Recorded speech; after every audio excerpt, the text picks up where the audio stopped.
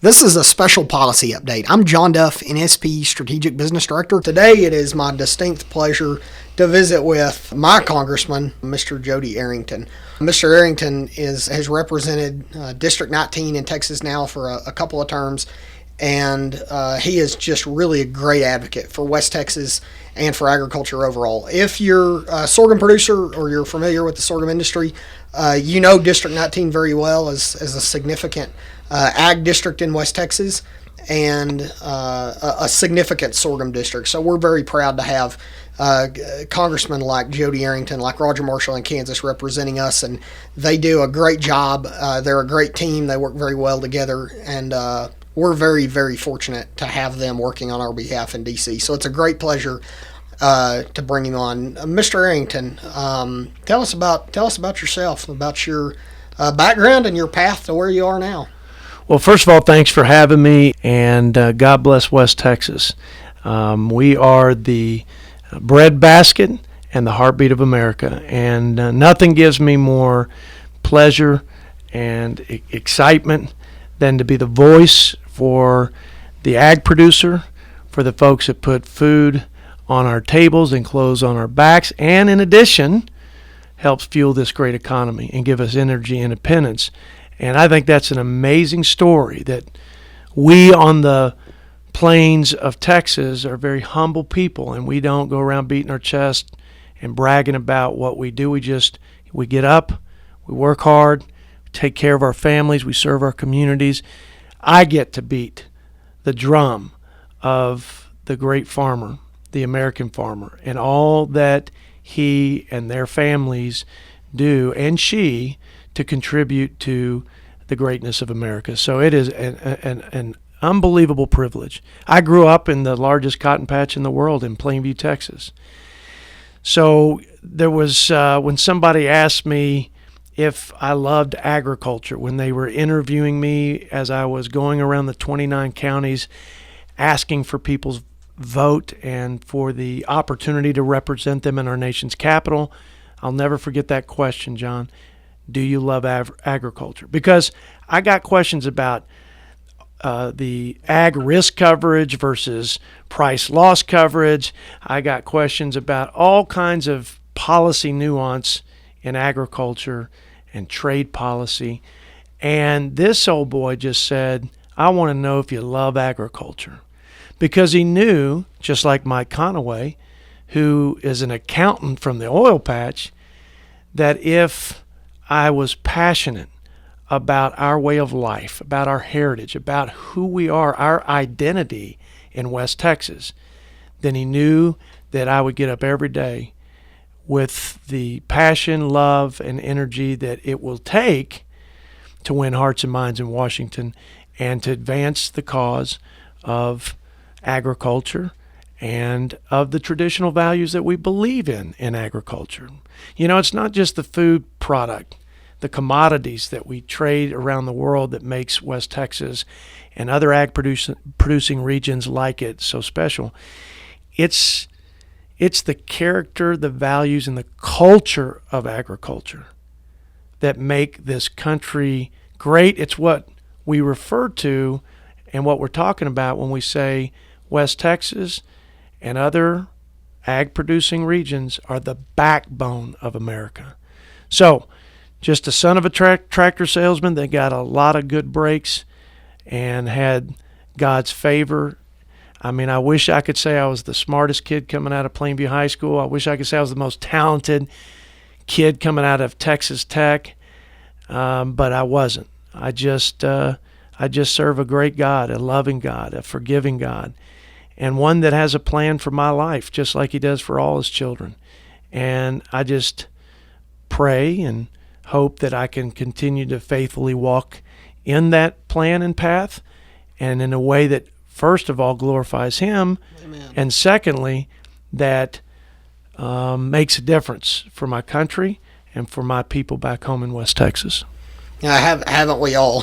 Haven't we all been blessed and had so much more than we deserve in this country? That's That's extremely well said. I'm glad you finished it up with that. That's great. Backing up a little bit, prior to this run, you ran for public office a couple times, and you also held a number of positions in civil and public service over your career. You've worked in D.C., you worked for Texas Tech. Talk about some of those things and how that really forged your beliefs and cemented them as you've come up through the ranks of leadership in West Texas and Texas and the U.S. Well, I would start with Ronald Reagan and Miss Becky Taylor. That's where the seed was planted in my tiny little West Texas heart. Miss Becky Taylor was a great public school teacher, and she just brought this whole political leadership and public service thing to life right there in her classroom. And it was on the heels of 8 years of a great man, a great American, and probably for sure one of the best presidents we've ever had, and that's Ronald Reagan.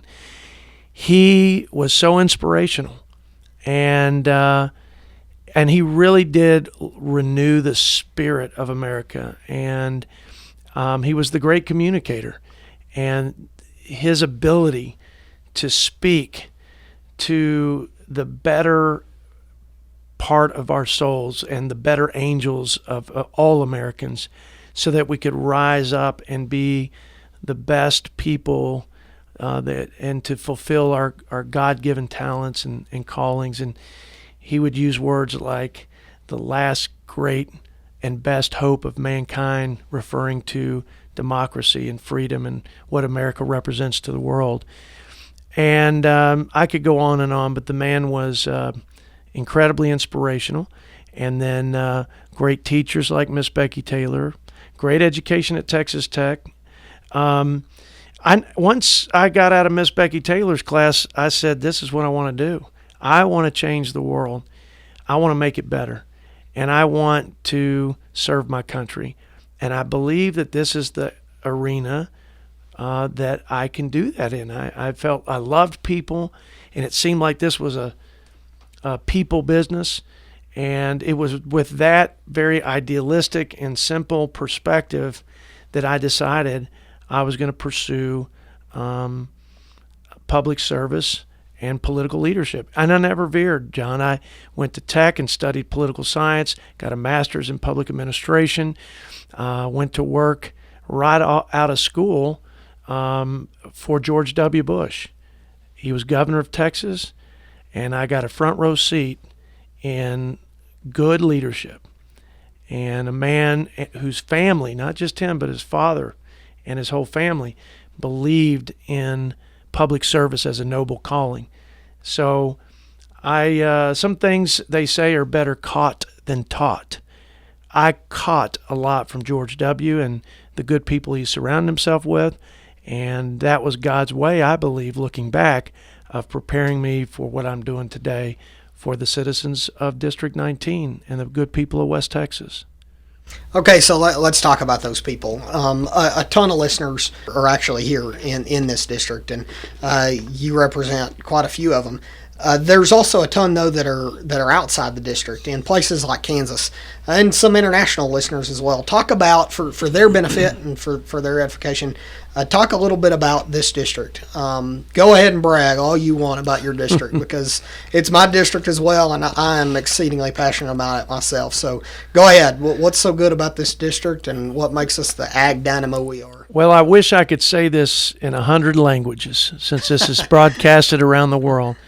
But I hope that no matter what language your listeners speak, they're going to hear the love for country and for agriculture, for the farmer and rancher, and for the hardworking, God-fearing West Texan. This is the breadbasket and energy basin of the United States. Nobody produces more agriculture and energy product than this region, and the hardworking roughnecks and the hard-working ag producers in West Texas. We have the largest cotton patch, the largest feedlot in terms of cattle and beef production, the largest oil basin, which is producing 4.2 million barrels a day in the Permian Basin. Half the oil rigs in the country are in our backyard, And now we're not only supporting energy independence and our freedom and our way of life in this country, we're exporting freedom to countries that have depended on Russia for their energy supply. I could go on and on. We also are the biggest pumpkin patch. No, not many people know that. And the largest grape producing county, Terry County, is in my district. And other than California, I think this is kind of the little Napa Valley, the burgeoning grape industry up here. And I'm excited to represent all producers of all kinds. But no, that's West Texas. And I tell folks, it's not just rural living. It's not just country living that people ought to invest in rural America in places like West Texas and in our farmers, ranchers, and energy producers. It's not just because we contribute 20 million plus jobs to this national economy, and that's just agriculture, not energy. It's because we don't have to depend on Russia for our wheat and China for our cotton, and it's because of the abundant, safe, and affordable supply of food that we take for granted because we just go to the grocery store, and unlike the price of gas at the pump, it just seems to always be so low that we take not just the low price for granted, but the hard work and the major risks that are taken by the American farmer. So yeah, nobody's going to tell me that West Texas isn't the most important region, and at least one of the most important regions to the United States of America. Now that's the story I take to Washington, and I've learned and experienced in my first term. I get a lot of love and respect once they understand rural America in those terms. Now, I don't know how you ask a follow-up question on that. That was excellent. That was everything I wanted and more. Got so many good ones of those. I'm going to steal. Little Napa Valley, exporting freedom. Exporting freedom is awesome. I'm stealing that one. It's true. I may not attribute it to you either. So talk about that in D.C. Talk about the conversations you had. And I guess before you do that, I want to say thanks for all that you have done for sorghum farmers. You were right there championing our cause in the sorghum oil pathway discussion. You've been pushing on farm bill issues. You've helped on trade. You have raised sorghum issues and sorghum farmers' needs in the White House. And I appreciate, and we appreciate on behalf of the industry sincerely, that everything you've done for us over the past couple of years, and really over the last year in particular. So talk a little bit about that. Talk about the story that you've been taking.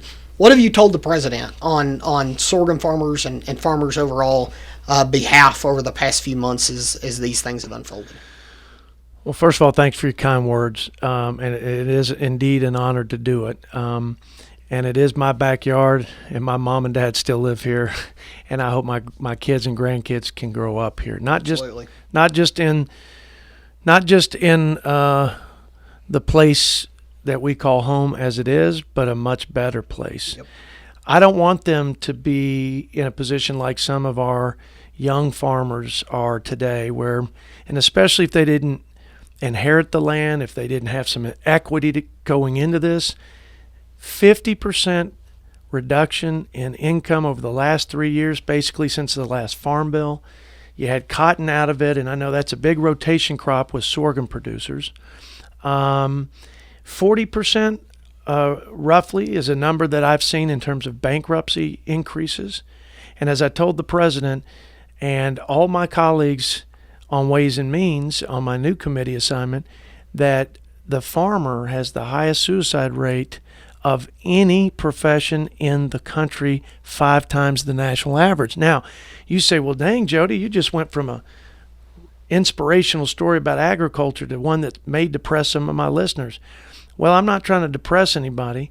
I'm just trying to let the president know what's at stake when we're doing these trade deals.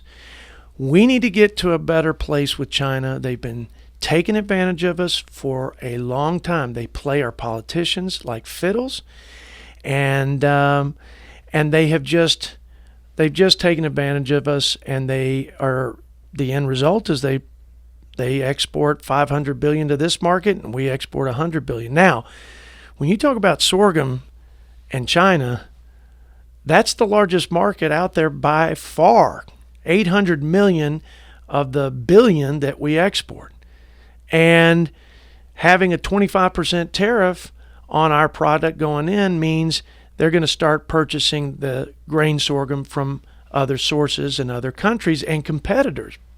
And if you let that go on too long, you might lose some of that market share for the foreseeable future.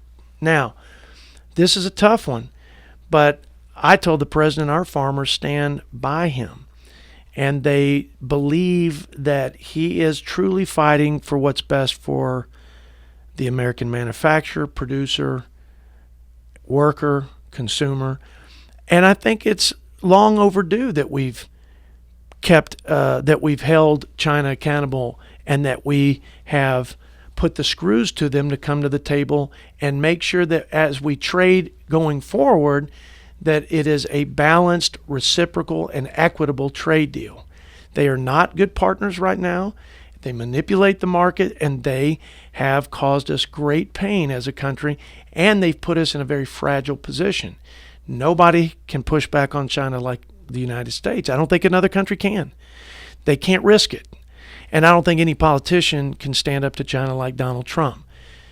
But, as I told the president, you've got to give us the relief to give you the runway, essentially.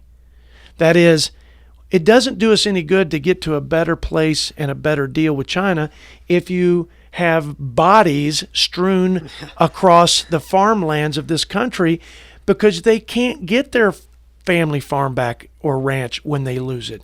And some of these manufacturers can't just go borrow money and start a new manufacturing facility.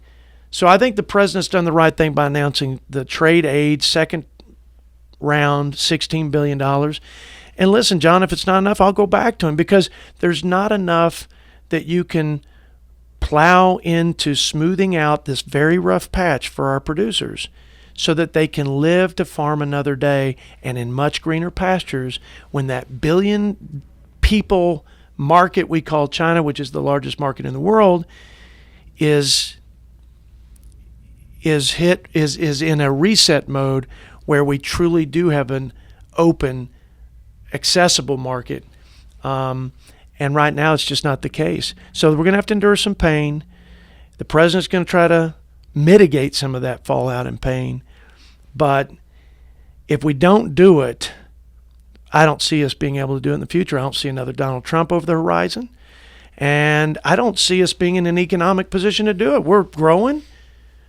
Jobs, we got more jobs than people. The economy is booming like we haven't seen in recent history. Now, that's not the ag economy per se, but we took 2 big steps forward. We finished the farm bill, patched up the hole in cotton, shored up the safety net, made important infrastructure investment. We got tax reform that was pro-agriculture, reduced the rates, helped with 100% and immediate expensing for farmers, kept cash accounting. But it feels like judiciary. Keep going. Exactly. Keep going. Keep going. But it feels like we've taken a big step back with the tariff battle going on in the fallout. I just ask that the president provide us the relief to give him the runway, and I ask my producers, keep hanging in there with our president, because it's not just really about you guys, it's about your children and grandchildren. Yeah. If we can get to that true reciprocal trade dynamic with China, man, you talk about amber waves of grain, it's going to be more than good. It's going to be a prospect for prosperity like we've never seen.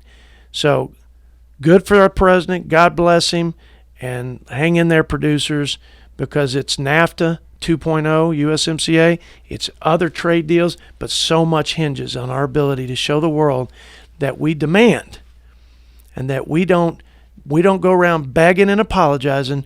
We just demand for fairness, because America's the leader of the free world. We ought to hold that mantle of fairness like no other country, because of who we are.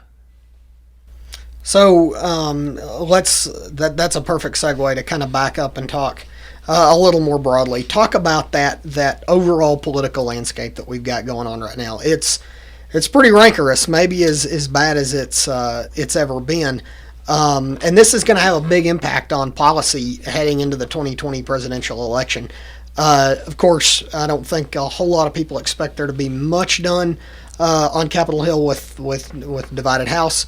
But what do you see coming? Do you see anything coming? What can be done from an infrastructure standpoint, or from other standpoints heading into this election that could change things or make things interesting headed into 2020? Well, the swamp culture is alive and well, and it's, I think, a sad commentary for all Americans to watch and to listen.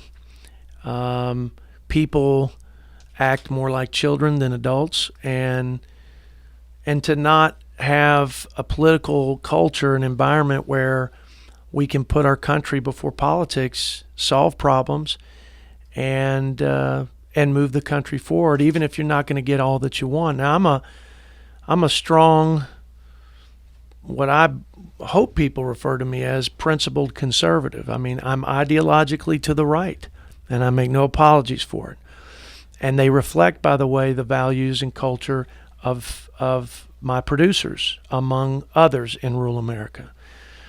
But, it's a big country, and we've got to find ways, even in the most rancorous times and caustic environments, to work together for things that we should be able to find common ground on, like infrastructure and trade deals and rural health care, and helping to ensure that we have sustainable basic access to health care for small towns, because one of my priorities is to make sure that we have critical infrastructure for sustainable small town USA, because without the little towns like Plainview and Hale Center and Abernathy and Muleshoe and all these places like Seminole and Denver City, where I came from today, if they don't have access to schools and roads and bridges and for sure health care, which has been my centerpiece for sustaining rural America, then the next generation won't raise their families out there. It's just, they won't do it. It's too risky,